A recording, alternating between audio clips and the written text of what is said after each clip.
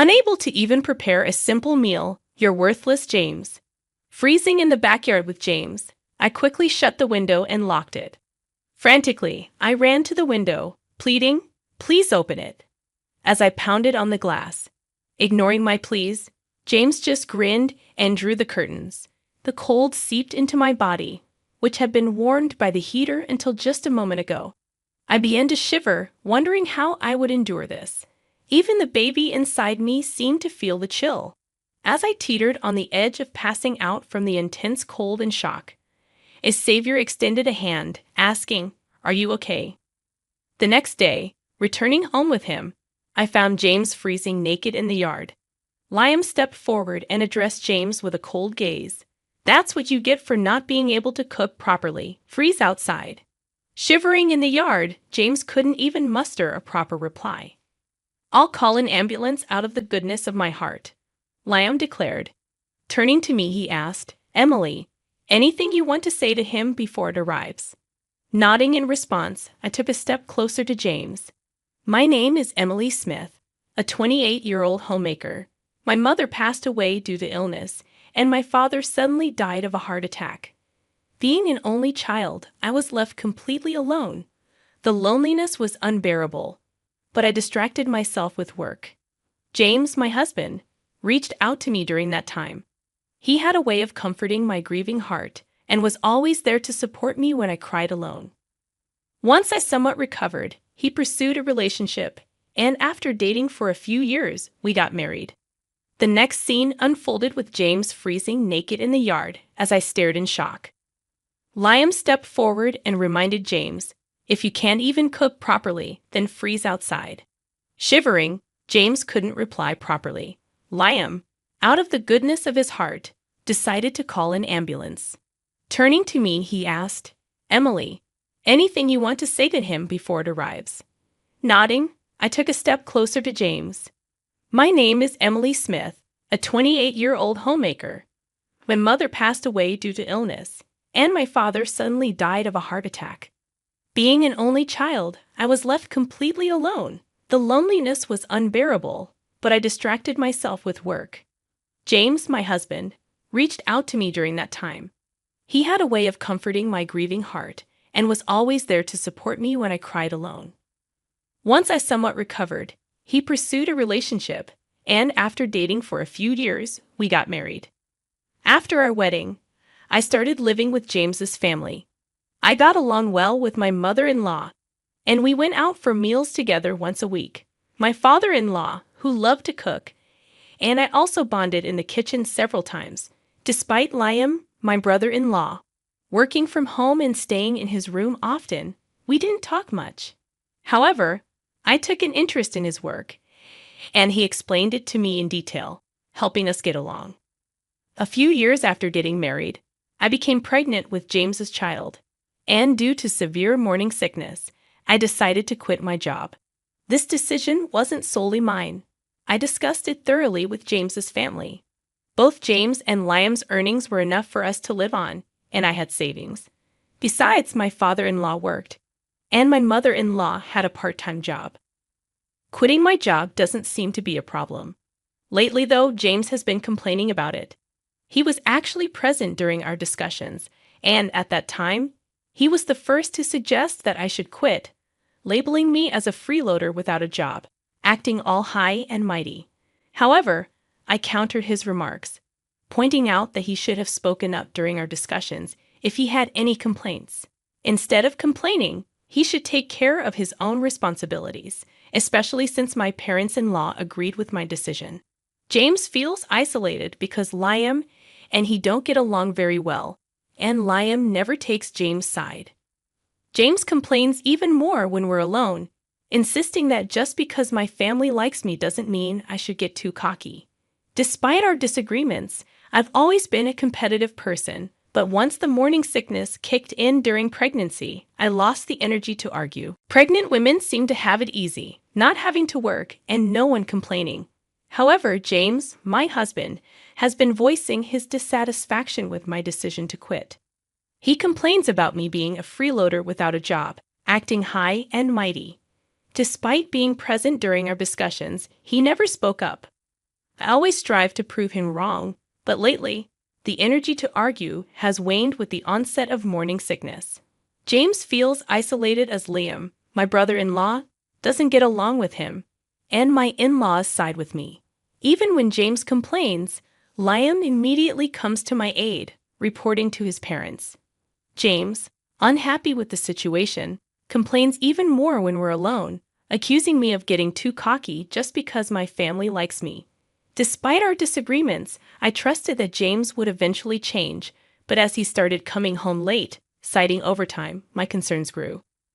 I wasn't sure if James's claims of being busy with work were true. Even on his days off, he'd say he got called in or needed to stay at the office. Sometimes he didn't return home at all. The suspicion of James cheating on me grew, and his parents shared the same concerns. We attempted to gather evidence together, but catching him in the act proved challenging. He seemed to be constantly at the office, and there was no sign of any particular woman. Uncertain about the situation, I asked one of the junior employees, but she claimed there was nothing unusual.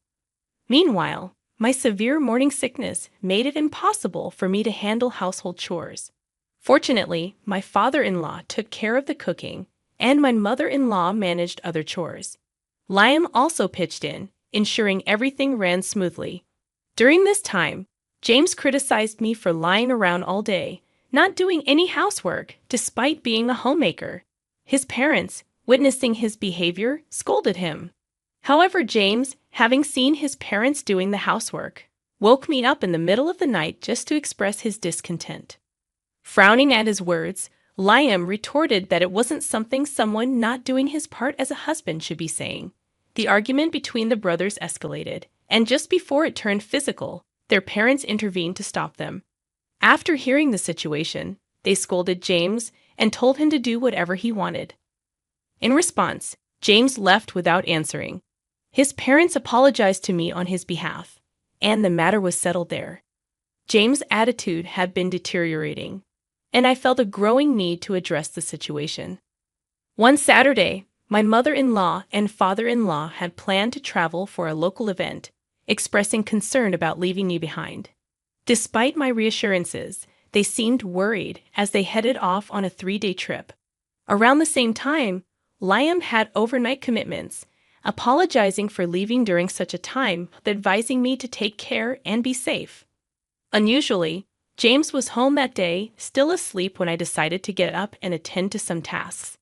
Despite not feeling my best, I didn't want to risk James criticizing me. Fortunately, my father-in-law had prepped and stored plenty of dishes in the fridge. I started cleaning and doing laundry at a slow pace to avoid overexertion. When James finally woke up close to noon, he demanded breakfast with a grumpy look on his face. Rolling my eyes, I pulled some leftovers from the fridge. His comment about me being a homemaker who couldn't even cook irked me. I couldn't understand why he would say such things, especially considering I was carrying his child. Unable to contain my frustration, I retorted that my current job was to take care of our baby, and adult care had been put on the back burner. Before I could process James's shouted response, the door flung open with a bang, revealing Liam. Clearly having heard the shouting from outside, he shot James a disapproving look. Ignoring the tension, James headed back into his room, muttering some curse words under his breath. Just as I thought the situation had settled, James made a noise, indicating he was leaving the house. Liam sighed heavily and checked in on me, asking if I was okay. I explained that I was fine, and he mentioned coming to pick up something he forgot. As he looked at me with a worried expression, the concern in his eyes was palpable. I chuckled, noticing how much Liam resembled his mother, and encouraged him to go on his way. Liam hesitated before finally leaving. As he departed, I couldn't help but wonder where the James I first met had gone. Divorce seemed like a looming possibility, but I still harbored a desire to remain a family with my in-laws. Feeling suddenly exhausted, I decided to lie down, and as I closed my eyes, I drifted into a deep sleep. Emily, time to wake up. My eyes fluttered open as I met James's gaze, giving me a wry smile. I must have dozed off completely. Anticipating an earful from James, I braced myself, but he surprised me with a gentle tone. "I'd let you sleep, but it's already evening." My eyes widened in shock as he continued, "I've prepared dinner, so when you're up, come join me." With that, he left the room, and I couldn't help but wonder if he had covered me with a blanket. Heading to the kitchen, I found my father-in-law's dishes already warmed up and ready to eat. "I'm sorry, Emily," James apologized. "When I heard we were having a child, I was ecstatic, but then I felt so overwhelmed, and I took it out on you. This is my way of saying sorry." He presented a cake, and while this gesture wouldn't erase all of James' past behaviors, his genuine apology warmed my heart. For now, I decided to let it go and enjoy our meal together. As we finished eating, James pointed out the snow starting to fall outside. "Hey, look, it's starting to snow." His childlike excitement was contagious, and I chuckled as we headed towards the porch to take a closer look. The white snow falling against the night backdrop was indeed beautiful. Coming from an area where it rarely snowed, this scene felt fresh to me. Without thinking, I moved closer to the window.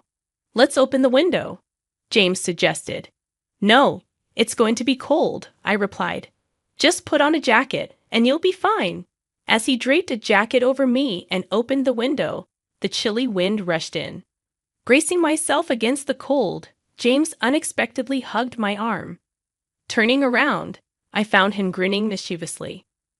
"You're a homemaker, and yet you don't do the housework. That makes you a failure as a wife. Reflect on that tonight."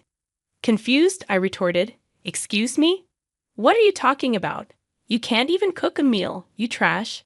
"Go freeze in the backyard with that, James." Shut the window and locked it, then ran to the window, pleading, "Please open it," as I pounded on the glass. James just grinned and drew the curtains, leaving me shivering from the intense cold. My body, warmed by the heater moments ago, rapidly lost its warmth. Panicking, I felt on the verge of passing out from the shock when a savior extended a hand to me, asking if I was okay. Liam, who had been worried about James, arrived earlier than planned and immediately put me in his car. "Why are you out here at this time of night?" Liam asked as he drove. He was concerned about James, and on our way to the hospital, he explained that he had arrived home earlier than expected and found James sleeping in the living room, stripped down, with a woman who appeared to be his mistress. Liam, burning with rage, threw James out of the house in his birthday suit, having discovered that James had brought his mistress home, thinking we wouldn't be around. Arriving at the hospital, Liam arranged for a hotel for us to stay while I was being examined. Fortunately, both my baby and I were fine. Liam left to take care of other matters, and the next day, he dropped me off at home. In the yard, I found James freezing naked. Liam confronted him, reminding him of his previous words about freezing outside if he couldn't cook properly. Shivering in the yard, James couldn't even reply properly. "I'll call an ambulance out of the goodness of my heart," Liam declared. Turning to me, he asked if I wanted to say anything to James before it arrived.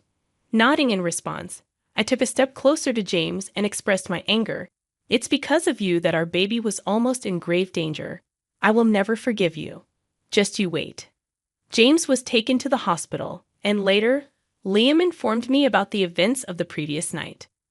Liam, burning with rage, had found evidence of James' infidelity, forcibly sent the mistress back to her place, and informed her family about everything. The revelation that she had a family as well added another layer to the complexity of the situation. The confrontation with the mistress lasted all night, and by the time her family was informed, dawn was approaching. Liam took a short nap in the car and then came to pick me up, sharing how he had spoken to my parents and that they were returning home that day. He stayed by my side until they returned, providing a comforting presence. Expressing my gratitude, I assured him that everything would be okay now. Liam, with a gentle smile, said, "Nah, I just did what had to be done." Thanks to him, I could feel safe at home.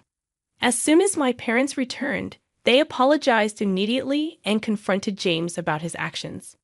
James was forced to pay child support, and it was decided that he would be kicked out.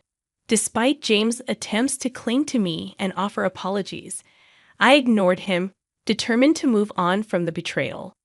During the confrontation, James flared up and raised his hand at me, but my damn son, Liam, intervened, grabbing and twisting James's arm. With the additional help of my father-in-law, James was easily overpowered and thrown out. Watching him being escorted out, I couldn't help but think he looked pathetic until the very end. After James's departure, I decided to stay and be cared for in my in-laws' home, as I had no family or reliable person to turn to. Grateful for their support, I chose to remain in their warm and welcoming environment. Liam, who had returned, surprised me with his strength, revealing that he used to participate in combat sports. His strength and good looks caught my mother-in-law's attention, leading to some playful banter.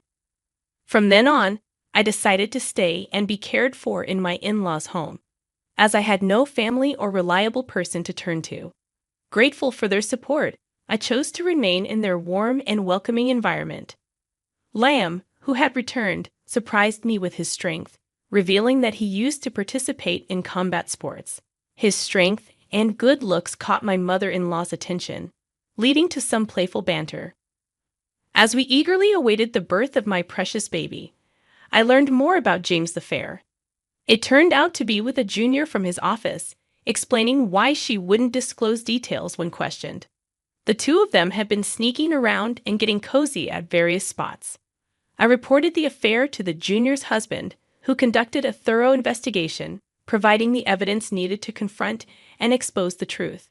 The divorce process with James went smoothly, and both he and his mistress were fired for inappropriate behavior during work hours and falsely claiming their dates as business expenses. James, seeking forgiveness, returned to his family's home but was promptly chased off as his family refused to burden me further. During this time, I found myself drawn to Liam, who had been reliable and supportive throughout the ordeal. Liam, grateful for the help, expressed his feelings for me, admitting that he had hidden them due to his role as my brother's wife. I appreciated his honesty, but I explained that I wasn't looking for a relationship at the moment. However, I told him that if he could wait a little, I would be open to responding to his feelings. Surprisingly, Liam had harbored feelings for me for quite some time, appreciating that I listened to him when others did not. He looked down, confessing his emotions, and I found myself doing the same. To my surprise, he was willing to wait and be patient, beaming with a radiant smile. Our conversation was fully witnessed by Liam's parents, who joined in the joyous celebration. Dinner turned into a feast, and it was revealed that Liam finally had a girlfriend. His overjoyed mother teased him, and Liam blushed deeply. We laughed and exchanged glances, enjoying the light-hearted atmosphere. I eventually gave birth to a beautiful daughter, and Liam continued to be a supportive and involved father. His parents and my daughter provided additional support, allowing me to raise her with peace of mind. 100 days after finalizing my divorce with James, Liam proposed, expressing his desire to be her father. We eventually married, and Liam wholeheartedly embraced his role as a loving dad. James, on the other hand, paid back the embezzled money and went missing after allegedly borrowing from shady individuals. Regardless, my in-laws were thrilled with their granddaughter, showing no concern about James. Years later, I happily remarried Liam, and our family expanded with the anticipation of a second child. As I carry our second child in my belly, our daughter is excited about becoming a big sister. We're brainstorming names, and it looks like our daughter's suggestion might win. The entire family is eagerly awaiting the new addition, and we plan to live happily ever after, all 6 of us living in harmony and having fun. That's the promise Liam and I have made as we look forward to going out as a family once the baby is born.